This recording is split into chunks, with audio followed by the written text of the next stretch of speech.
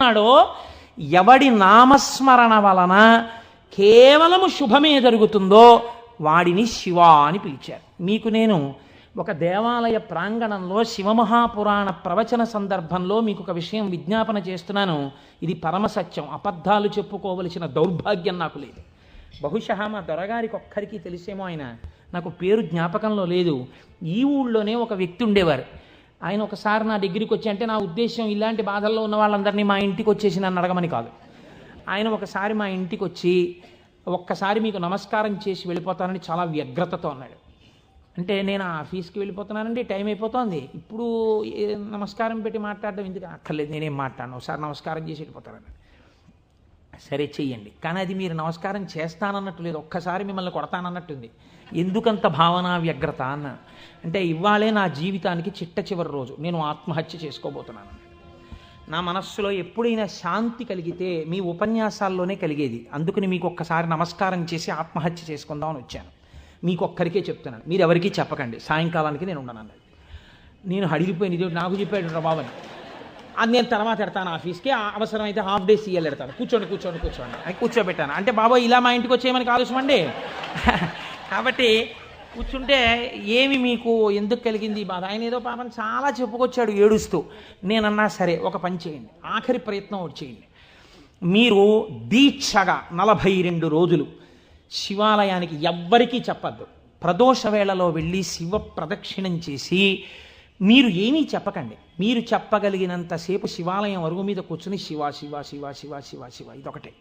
ఒక 42 రోజులు ఈ దరిద్రాన్ని మీ కష్టాలని అనుభవించి చూడండి అన్నాడు. మీరు నమ్ముతారా? ఆ వ్యక్తి నా దగ్గరికి వచ్చి, నా జీవితంలో ఆశించని రీతిలో నా జీవితానికి ఒక కొత్త మలుపు తిరిగిందండి, నేను వరంగల్ వెళ్ళిపోతున్నాను, నేను సెటిల్ అయిపోతున్నానని చెప్పాడు.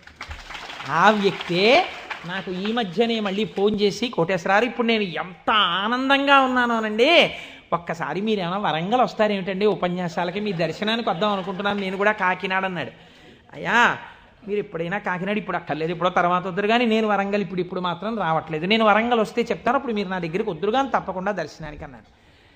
కళ్యాణి అందులో అంటారే, ఏతి జీవంతిమానందో నరం వర్ష శతాదపి అంటుంది సుందరకాండ. 100 ఏళ్ళు బతికిన వాడు శుభాన్ని చూస్తాడు. అందుకే తొందరపడి ఏదో సమస్య ఉందని ఆత్మహత్యలు చేసేసుకుంటాం, ఇలాంటి మాటలు అనకూడదు. కాబట్టి చూడండి, శివుడు ఉద్ధరించగలడు అనడానికి ప్రత్యక్ష ప్రమాణం మనకే ఉంది కదా. శివం అంటే మంగళం, శోభనం, శ్రేయస్సు, కళ్యాణం. ఏ శుభము నీకు కావాలన్నా శివానుగ్రహముగానే వస్తుంది.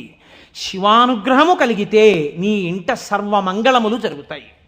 అందుకే శంకర భగవత్పాదాచార్య స్వామి శివానంద లహరిలో ఒక మాట అంటారు, అసలు శివ నిన్ను చూసి ఏదేదో అనుకుంటుంటారు, అసలు నీ స్వరూపం ఒక్కసారి ఆలోచించు. కరస్తే హేమాద్రౌ గిరిశ నికటస్తే ధనపతౌ గృహస్థే స్వర్భూజామరసురభి చింతామణిగణే శిరస్థే సీతాంశౌ చరణయుగళస్తే అఖిల శుభౌ కమర్థం దాస్యేహం భవతు భవదర్థం మమ మనః అంటారు. శంకర నాకు శుభం ఇయ్యని అడగడానికి నీకు నేనేమి ఇచ్చివను?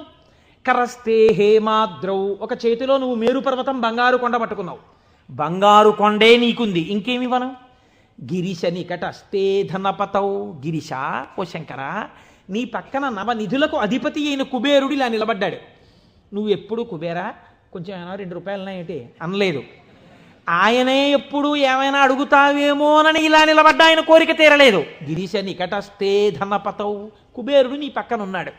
గృహస్థే స్వర్భూజామరసురభి చింతామణిగణే, నీ ఇంట కల్పవృక్షాలు, కామధేనువులు, చింతామణులు రాసులు పోసి ఉన్నాయి. ఎన్ని కామధేనువులు, ఎన్ని కల్పవృక్షాలో, చింతామణులతో గోడలు కట్టారు నీ ఇంట్లో. పోన్లేవయ్యా ఇవన్నీ ఉన్నాయి, కానీ నీకేదో మోక్షం ఇస్తాను, నీకేమైనా అనారోగ్యం వస్తే తగ్గిస్తానడానికి నీ యొక్క శిరస్సు మీద సీతాంశు చంద్రబింబం ఉంది, చంద్రరేఖ ఉంది, కాబట్టి మోక్షం ఇచ్చే అధికారం నీకుంది, ఇంకా నీకు నేనేమివ్వను? నాది నాది అన్నది ఒక్కటి ఉంది నా దగ్గర, నీది కాదని నా దగ్గర ఉన్నది అన్నది ఏమిటో తెలుసా? కమర్థం దాస్యేహం భవతు భవదర్థం మమ మనః. నాది అని అస్తమానం నన్ను బంధనంలో పడేసే ఈ మనస్సు నీకు ఇచ్చేస్తా, బుచ్చేసుకో. ఏదో రకంగా ఆయన పాదాల దగ్గర చేరడానికి శంకరాచార్యులు వారు మన కోసం చేసినటువంటి శ్లోకం కమర్థం దాస్యేహం భవతు భవదర్థం మమ మనః మమ అన్న చోట నేను అన్న శబ్దం శంకరాచార్యుల వారి కోసం అండి, ఆయన అపరశంకరుడు మన కోసం. ఇది జగద్గురువుల యొక్క కారుణ్యం. కనుక అటువంటి శంకరుడికి మీరేమి ఇవ్వాలి? మీరేమి ఇవ్వక్కర్లేదు. కానీ మీరు ఇలా నమస్కరిస్తే చాలు, ఒక్కసారి శివ అంటే చాలు, ఆయన పొంగిపోతాడు. అందుకు కదా మనం ప్రదోష వేళలో ఉపన్యాసం మొదలుపెట్టే ముందు శివాష్టోత్తర శతనామ స్తోత్రాన్ని ఒక్కసారి అనుసంధానం చెయ్యాలి అని మనం అనుకుంటున్నాం. మీరు చూడండి, నేను ఇక్కడ మీకు ఒక గంభీరమైనటువంటి విషయాన్ని వాళ్ళ ప్రస్తావన చెయ్యాలి అని అనుకుంటున్నాను. ఆనందం వస్తే కళ్ళజోడు తీసేస్తూ ఉండడం, మళ్ళీ పెట్టుకు చూసుకుంటూ ఉండడం. బాగుందండి మీరు చెప్పింది, శంకరుడు అంతటి గొప్పవాడే, ఇంతవరకు బాగుంది. కానీ ఇలా ఆయన ఎప్పుడూ మా కంటితో మేము చూడని రూపంలో ఉండడమేనా, లేకపోతే మాకు ఇంతకన్నా ఏమైనా గొప్ప ఉపకారం చేశారా? కళ్యాణం, భద్రం, శ్రేయం, శోభనం, శుభం, వీటన్నింటికీ అర్థం కేవలం శుభాలు చేసుకోవడం, పెళ్ళిళ్ళు చేసుకోవడం, బూరెలు తింటూ ఉండడం, గారెలు తింటూ ఉండడం, ఇవేనా? ఇంకేమైనా చెప్పారా శంకరుడు? ఇవే నా అర్థం, నేను ఇవే మీకు చేసి పెడుతుంటానని ఏమైనా అన్నారా? దీన్ని మీరు చాలా జాగ్రత్తగా గంభీరంగా పట్టుకోవాలి. మీరు ఇది పట్టుకునే ప్రయత్నం చేస్తే శివపురాణం విషయంలో మీకు ఒక గొప్ప అవగాహన ఏర్పడిపోతుంది. కాబట్టి చెవులు రిక్కించి చాలా జాగ్రత్తగా వినే ప్రయత్నం చెయ్యండి. కదిలినటువంటి శివుని యొక్క స్వరూపాన్నే నటరాజమూర్తి అని పిలుస్తాం. ఎదర వ్యాఖ్యానం పురాణంలో వస్తుంది, అప్పుడు నేను నటరాజ తత్వం గురించి, చిదంబరం గురించి చెప్తాను. అప్పుడు విందురు కానీ ఇప్పటికొకటి తెలుసుకోండి, తనలో తాను రమించిపోతున్నటువంటి శివుడు అలలు లేని సరస్సు. కాబట్టి తనలో తాను రమిస్తుంటాడు, కదలిక ఉండదు. ఇప్పుడు అదే శివుడు సృష్టికర్త, స్థితికర్త, ప్రళయకర్తగా ఉన్నాడు అనుకోండి, కదులుతూ ఉంటాడు. ఈ కదిలినప్పుడు నటరాజు నాట్యం చేస్తుంటాడు. నటరాజు సృష్టి స్థితి ప్రళయకర్త అయి నటిస్తున్నప్పుడు పక్కన దగ్గరగా ఎవరైనా నిలబడతారా? నిలబడి అలా చూస్తూ సంతోషపడిపోయే వాళ్ళు ఎవరైనా ఉన్నారా నటరాజుని? శ్రీ మహావిష్ణువు అంతటి వారు అసుర సంధ్య వేళలో మధ్యలో వాయిస్తూ ఉంటారు, శంకరుడు నాట్యం చేస్తుంటే. కాబట్టి ఉట్టిన ఏమీ చేయకుండా స్పెక్టేటర్స్ పాస్ అని చెప్పి ఏమైనా ఇస్తారా? రేపాక సుబ్బారావు సూర్యకళా మందిరానికి ఇచ్చినట్టు ఇస్తే వెళ్ళి కూర్చున్న పాస్ పట్టుకుని మొదటి వరుసలో చాలా దగ్గరగా ఉట్టిన ఏ సహాయం చేయకుండా ఇలా చేతులు కట్టుకుని అబ్బా చాలా బాగా చేస్తున్నారండి అని ఇలా సంతోషంగా చూసేవాళ్ళు కూడా ఎవరైనా ఉంటారా సభలో? అంటే శాస్త్రం అంది ఇద్దరున్నారు, ఇద్దరే చూస్తారు. అలాగా మిగిలిన వాళ్ళందరూ నటరాజ తాండవమునందు సహాయం చేస్తుంటారు. ఆ ఇద్దరు ఎవరో తెలుసా? ఒకరు వ్యాఘ్రపాదుడు, ఒకరు పతంజలి. వీళ్ళిద్దరే చూస్తూ ఉంటారు. వ్యాఘ్రపాదుడి యొక్క శరీర అధోభాగం పులిగా ఉంటుంది, పతంజలి యొక్క శరీర అధోభాగం పావుగా ఉంటుంది. పతంజలి ఆదిశేషుని యొక్క అంశ. ఈ పతంజలి వ్యాకరణానికి మహాభాష్యం చేశారు. ఈ పతంజలి 1000 నాలుకలతో సమాధానం చెప్పేవారు. ఒకానొకసారి ఈ పతంజలి మహర్షి దగ్గరికి 1000 మంది శిష్యులు వచ్చి, అయ్యా మీ దగ్గర మేము వ్యాకరణం నేర్చుకోవాలనుకుంటున్నామని అడిగారు. పతంజలి మహర్షి అన్నారు, సరే మీకు 1000 మందికి నేను నేర్పుతాను ఏకకాలంలో. ఎవరు ఏ స్థాయిలో ఉన్నారో ఆ స్థాయిలో పాఠం చెప్పేస్తాను. మీకు ఉదాహరణకి వ్యాకరణం అంటే కొద్దిగా సంగీతంతో పోల్చండి. కొద్దిగా అమరిక కోసం సంగీతం నేర్పేటప్పుడు బాగా కీర్తనల్లోకి వచ్చేసిన వాళ్ళకి, ఇంకా సరిగమ పదనిసల్లో ఉన్న వాళ్ళకి, from the lowest string to the highest string కలిపి కూర్చోపెట్టి సంగీతం నేర్పడం కుదరదు. ఎందుకనంటే ఎవరికి వాళ్ళకే టైం ఉండాలి, వాళ్ళ స్థాయికి తగినట్టు వాళ్ళకి చెప్తూ ఉండాలి. వ్యాకరణ మహాభాష్యం చెప్పేటప్పుడు 1000 మంది 1000 రకాలైన ప్రశ్నలు వేస్తారు. 1000 మందికి ఒకేసారి జవాబు చెప్పాలి. కాబట్టి ఇప్పుడు తాను ఎలా చెప్పాలి? తాను ఆదిశేషుడు కనుక శేషాంశతో చెప్పాలి, 1000 నాలుకలతో చెప్తాను. కానీ 1000 నాలుకలతో చెప్పినప్పుడు ఒక ప్రమాదం ఉంది. శేషాంశతో ఉంటాను, దానిలో విషపు గాలి కూడా వస్తుంది, ఎదురుగుండా కూర్చున్నవాడు బూడిదైపోతాడు. కాబట్టి తెర అడ్డం కడతాను. ఇది చిదంబరంలో జరిగిందండి యథార్థంగా. నేను ఒక తెర అడ్డం కట్టి లోపల నేను కూర్చుంటాను, మీరు బయట కూర్చోండి. మీరు ప్రశ్నలు అడుగుతూ ఉండండి, నేను చెప్పేస్తుంటాను 1000 నాలుకలతో.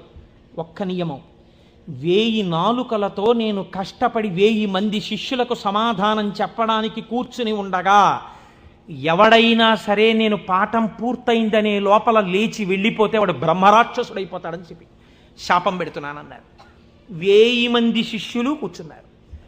కొంతమందికి అసలు ప్రారంభంలోనే అనుమానాలు ఉంటాయి. అలాంటి వాళ్ళు కూడా ఉంటారు. ఇప్పుడు ఇది మోక్షద్వారం, ఇందులో దూరితే మోక్షం వస్తుంది అన్నాం అనుకోండి, ఇది ఎవరు పెట్టారండి అంటాడు. వెంటనే వాళ్ళు వచ్చారు. అసలు ముందు తెలుసుకోవడం కన్నా అనుమానాలు ఎక్కువ. అక్కడే పతనం ప్రారంభం.